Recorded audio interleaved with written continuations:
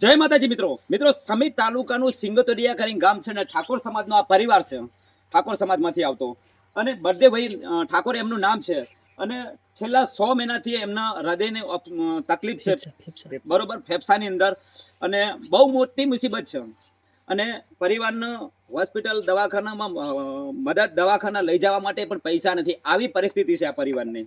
તો દરેક સમાજને હું બે હાથ જોડીને હાથાજોડી કરીને વિનંતી કરું છું કે આ બળદેવભાઈને ફૂલ નહીં તો ફૂલની પાખડી યથાશક્તિ પર મને મદદ કરો તેવી નમ્ર વિનંતી કરું છું. એ સ્કેનર એમનું મૂકી છે અને નંબરે પણ એમનો ગૂગલ પે ફોન પે મૂકેલો છે.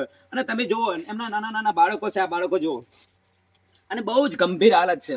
આવડાવાળા બે બાળકો છે અને ઘરની પરિસ્થિતિ બહુ જ ખરાબ છે.